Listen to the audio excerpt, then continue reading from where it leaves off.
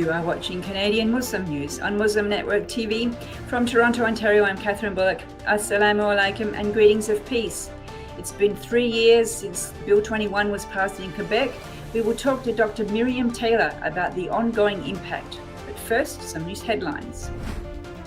Advocates demand UN address Uyghur human rights. Ottawa mayoral candidate Kadri to debate environment.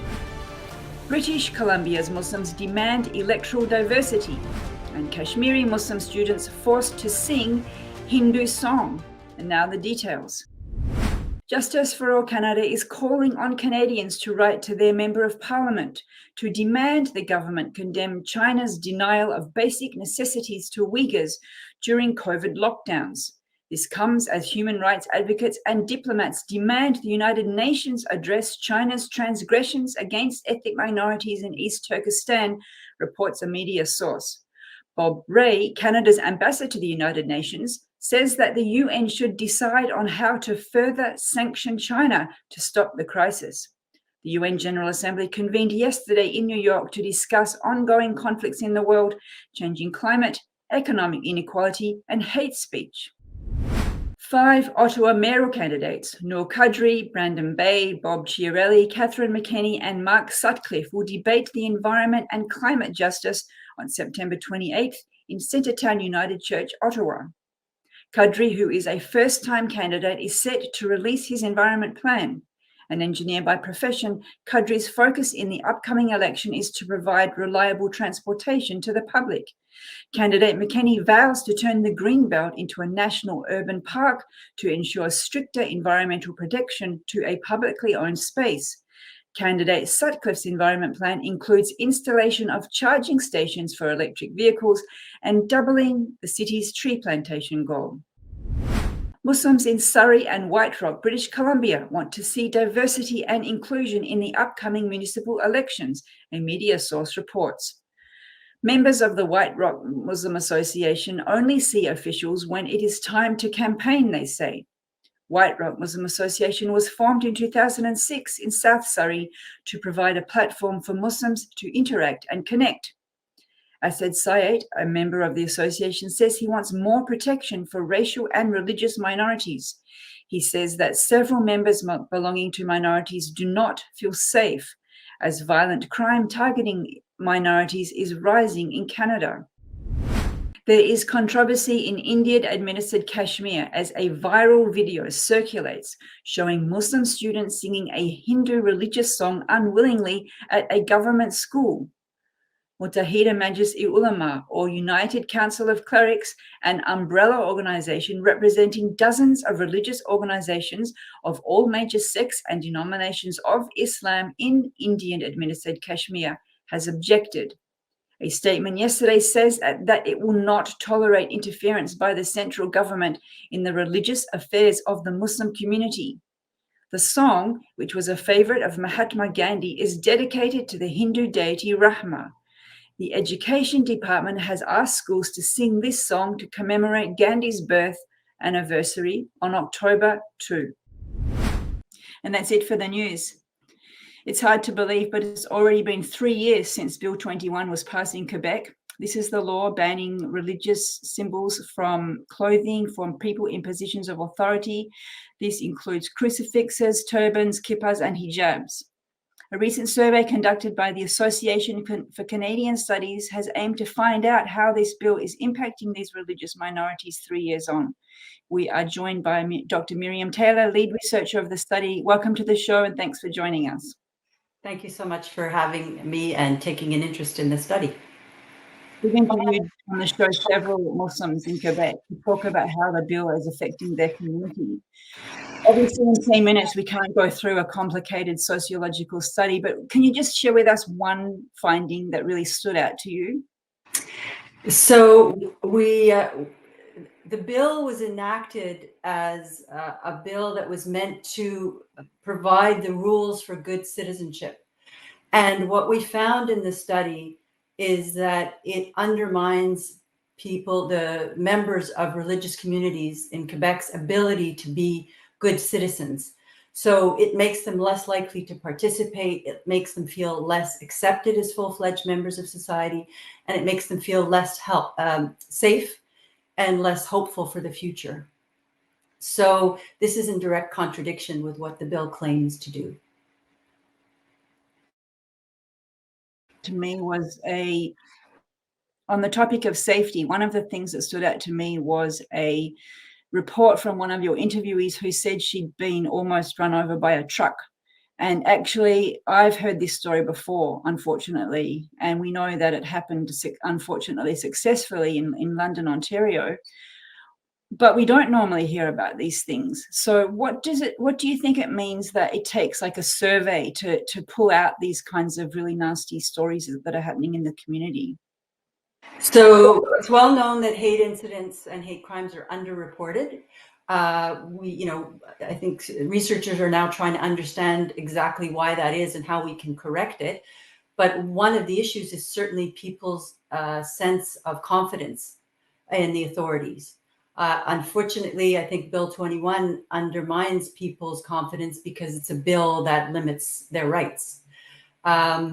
But I think that we were able, through the collaboration of many religious organizations, to reach out to people in a way that they felt confident to share their stories with us. And we were therefore able to get these very important testimonies that we then put in the report. What kind of peoples did you interview? So there were no interviews. It was a survey online via SurveyMonkey. And so but we gave people an opportunity to respond to yes or no answers, but also to put in open-ended sentences. So the story about the young mother running away from the pickup truck was written out. Premier has called this a very reasonable bill, and I've heard him say that there's no such thing as anti-Muslim racism in Quebec. When you conduct a study like this and you come with those kinds of results, how do you feel this evidence can speak to a person who has that point of view? So that was one of the things we really wanted to show up, because the bill claims to espouse many very, very noble democratic values: neutrality, what they call laïcité in Quebec, in other words, secularism, moderation, promotion of social harmony. And that's what we wanted to measure in part when we surveyed the members of religious minority communities. And what we discovered is that the bill and its impacts is very far from moderate and does the opposite of promoting social harmony. So what do you think the next step would be then? You have these results to show the bill results in the opposite of what you intend. Is there anyone listening? Well, unfortunately, at the moment, first of all, we're in an election campaign at the moment, which makes things much more polarized and tense. I think the government and the promoters of Bill 21 have been very effective in tying the law to these very noble values. And so people feel that they're doing the right thing for the province, for themselves, for the destiny of Quebec in espousing the law and the bill. And so this was kind of a first attempt to bring out the voices of the people directly impacted and challenge some of the idées reçues, the received ideas. But it's a first step. I don't think that we're going to change people's hearts and minds overnight, but it is an exercise in beginning that process. Juxtaposing these noble values with the reality that underlies them.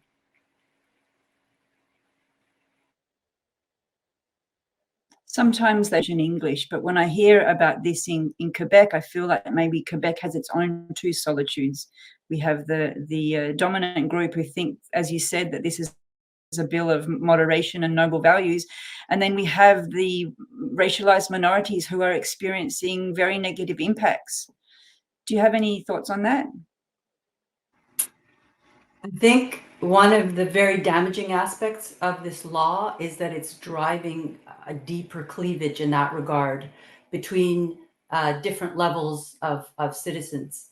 The survey showed that people feel much, much, much less accepted as full-fledged members of society since the law was enacted. And this is extremely damaging because we need everyone to build our society. We can't have some people feeling excluded and others calling the shots. So yes, I feel the bill has contributed to that, to furthering the cleavage and making people feel pushed to the side and othered. Muslim women around the world who wear hijab are often the victims, most percentage of the victims of anti-Muslim hate crimes. Was that your finding as well? Yes, we found that Muslim women were more impacted than Muslim men, and they were among the groups most impacted by the legislation at every level. The numbers were quite shocking, quite shocking. We're talking about in the 66% of Muslim women said that they had been victims or witnesses to hate incidents.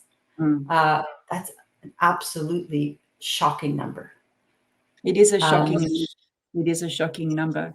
One of the things that I don't understand, and you might not be able to answer this question, but if a bill is supposed to support noble values of toleration and good citizenship, then why are so many people hating on Muslims? Well, you're asking me very deep philosophical questions that go beyond the scope of the report. But I think that to some extent, Quebec taps into worldwide Islamophobia. These are tropes that we see out there in the Western world. And so they become common currency in Quebec as well. I think that being a society that, a French society in a sea of English comes with certain baggage, fear of disappearing, the need to preserve one's culture and so on. And I think, unfortunately, Bill 21 has been tied to that survival in a way that is, I would like to say, very unhealthy, although that goes beyond, again, the findings of our report. Well, we're out of time, and I'm sorry that I'm asking you deep philosophical questions in such a short interview, but thank you very much for participating and sharing your thoughts with us. Thank you. Thank you. Thank you for watching. If you like what we do, please share, like, and subscribe. Stay safe, and God bless.